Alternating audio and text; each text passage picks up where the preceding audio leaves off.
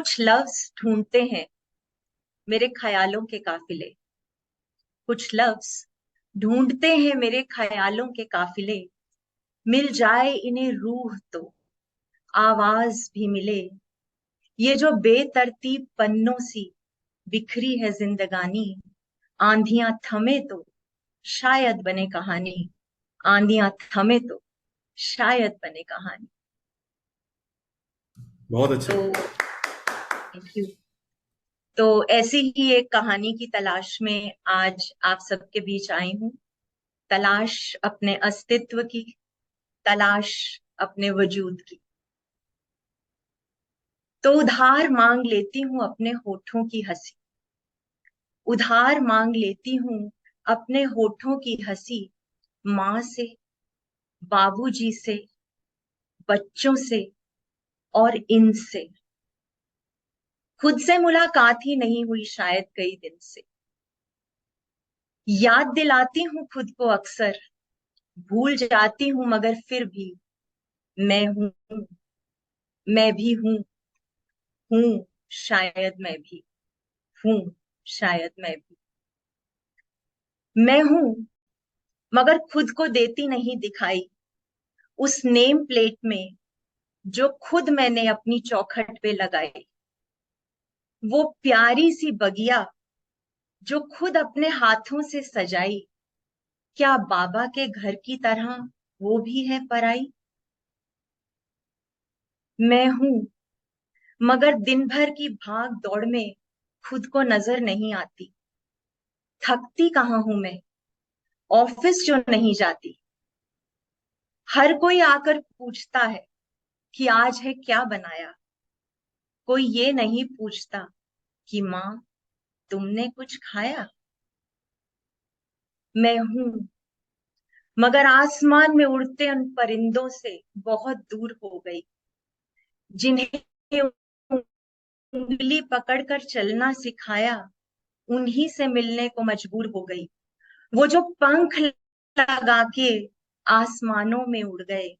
एक नई मंजिल की तलाश में न जाने किस ओर मुड़ गए। वो जो भूल चुके हैं इस घर का पता, कोई तो उनको ये देना बता कि कोई तो है जो आज भी उनकी राह तकता है। कोई तो है जो आज भी उनका नाम लेते नहीं थकता है। मैं हूं मगर आज भी मुझे वो अपनी बातों में फांस लेती है। एक बेटी, एक बीवी, एक माँ जो मुझ में सांस लेती है।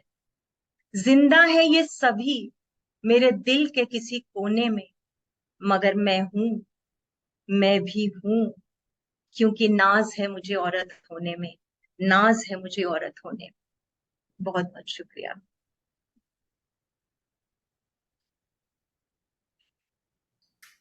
वाह मैम, वाओ, थैंक बहुत अच्छे चारू जी, अमेजिंग। जैसे just like last time this was very touching. You. मतलब I think it's a story of each housewife, you can say सभी माँ की स्टोरी है, सिमिलर स्टोरी है, and you have brought it out so well, so beautifully. Thank you. I'll ask Parna to say. हाँ, so just like doctor Rajesh was saying, मैं सुन रही थी ये स्टोरी, और I am sure all of us sitting here, चाहे किसी भी एज की वुमन हो, we are all able to relate to this thing, because either some of us are in that role and some of us are seeing our mothers in that role. I think ये इस बात को लेके काफी these days there is awareness, I should say, that a housewife or a homemaker does a lot of unpaid labor, जिसका कोई पता नहीं रहता, कोई खबर नहीं लेता.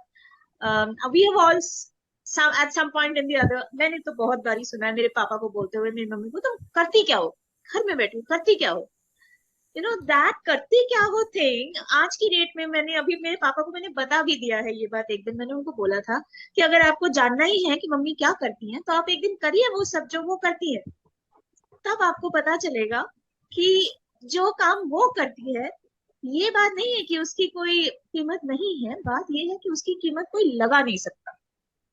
So I think that is something which came out beautifully in your poetry, and the thank fact that the self-awareness of us being, you are also a woman in yourself, your own person. और वो person को हम भुला देते हैं mostly, one way और the other. ठीक है, तो वो चीज भी, that feeling of, I wouldn't say loss, but that feeling that मैं हूँ पर इन सब में बट गई हूँ किसी तरीके से. That came across really beautifully. It's real, and the way you said it, it is very real. So, very well done, Charuji. Hope to hear more lines from you in Thank you future so also. much. Sorry, मैं My- बहुत लंबा बोल रही हूँ. Dr. Rajesh is Thank like, you. Charu? Thank you so much. Hi ma'am.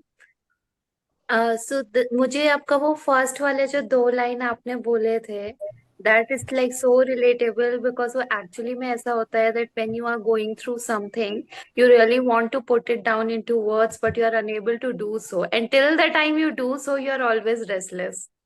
And the moment you do so, you are relaxed. And I guess उसी तरीके से ही आज जो हम लोग गजलें गाते हैं, वो उसी तरीके से ही बनी हुई हैं. So I really loved that part. Thank you so much. Thank you. Usha ji? It was so genuine feelings put into words, and you know, that is really, that is the truth for most of the homemakers, especially. They used to have this suppressed feeling. Even I had some clients, and I suggested them to pursue their passions and not to lose their hopes, thinking in that way, like, I'm not getting recognition for what I'm doing at home. So beautifully expressed, well penned down. Thank Keep on writing. you. Lata?